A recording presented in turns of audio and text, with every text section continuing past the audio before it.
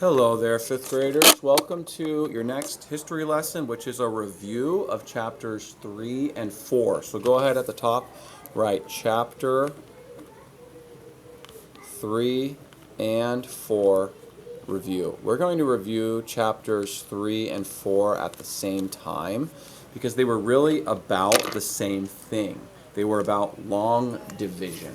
Let's start by going over our long division steps. Anytime we have to do long division, all we have to do is follow these steps, and we can remember these steps with the silly sentence, dirty monkeys smell crazy bad. So the first step is divide. The second step is multiply. The third step is subtract. The fourth step is compare. The fifth step is bring down. So that's dirty monkeys smell crazy bad. Divide, multiply, subtract, compare, bring down. And then after we bring down, we go back to divide. We cycle through the steps as many times as we can.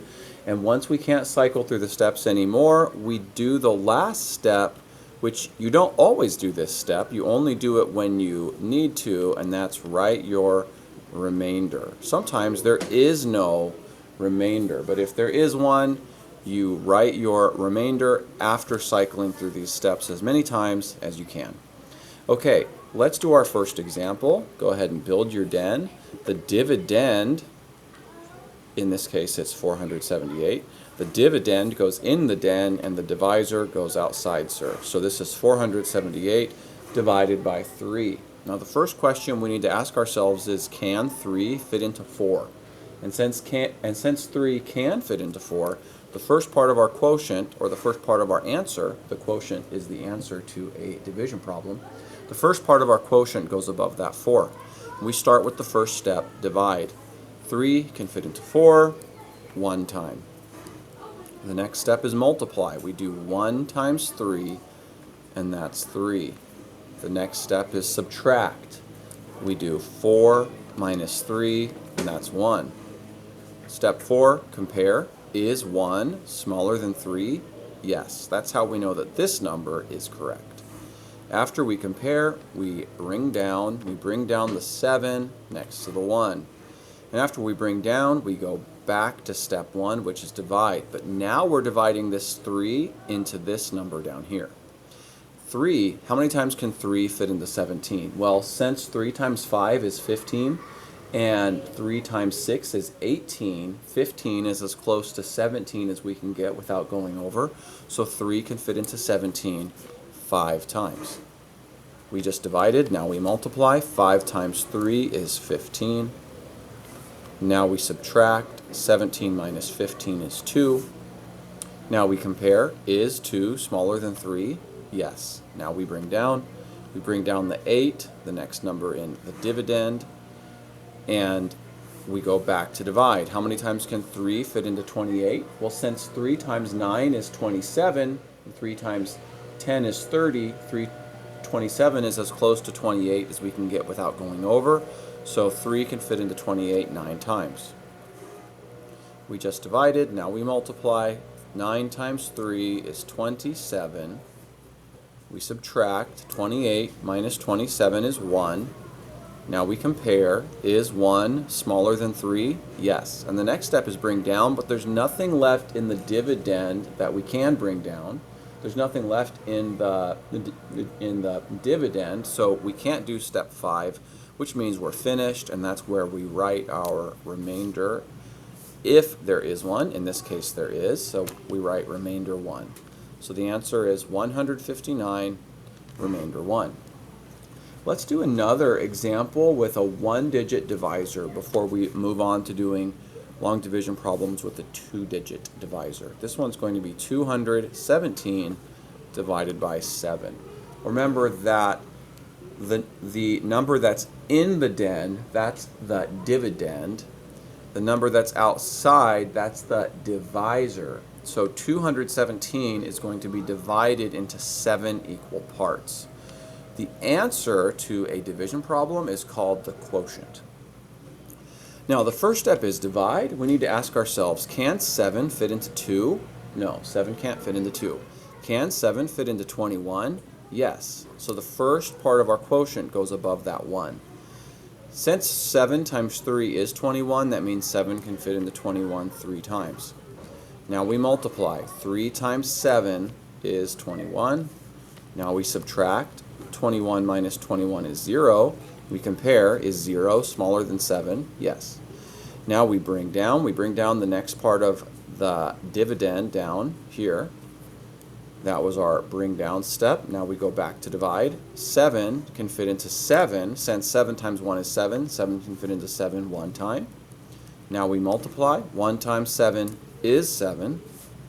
Now we subtract. 7 minus 7 is 0.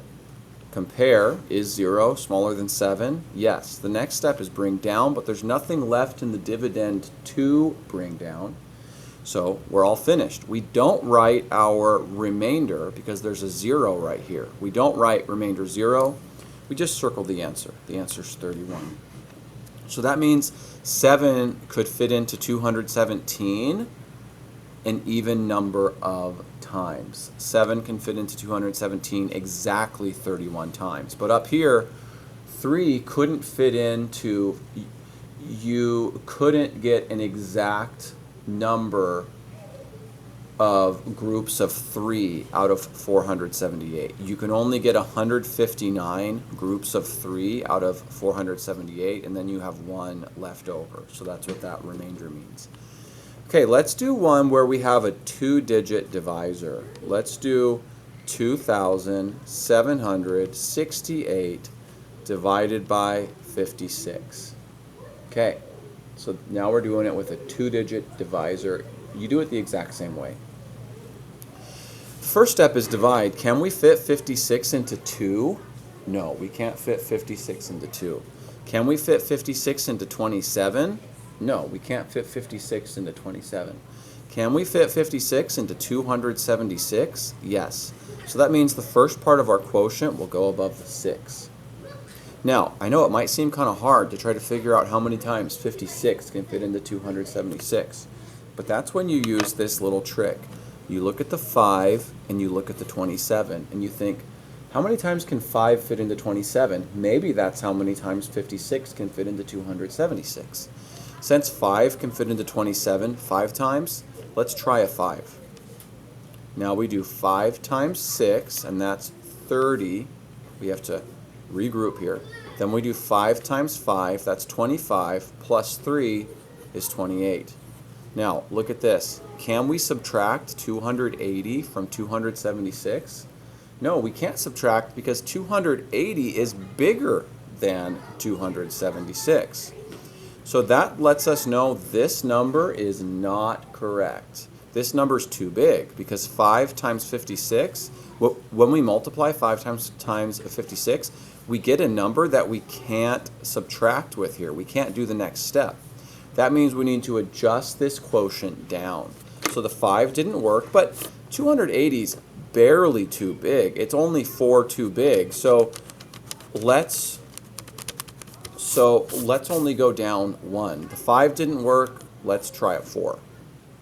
We do 4 times 6 and we get 24. We have to regroup. Then we do 4 times 5. It's 20 plus 2 is 22. Now we subtract. 6 minus 4 is 2 and 7 minus 2 is 5. Now, is 52 smaller than 56? Yes. We erased what we carried. And since 52 is smaller than 56, that's how we know this 4 is correct. Okay? Now we bring down. Now we're dividing 56 into 52. And since it's kind of hard to try to figure out how many times 50, I think I said that wrong. Now we're dividing 56 into 528. And since it's kind of hard to try to figure out how many times 56 can fit into 528, just look at the 5 and look at the 52. Now, 5 could fit into 52 10 times, and that's a 2-digit number. We can't fit a 2-digit number in this 1-digit space up here, so we can't put a 10. So let's go one number smaller and try a 9. Let's put a 9 right here. 9 times 6 is 54. And then 9 times 5 is 45, plus 5 is 50. Now let's subtract.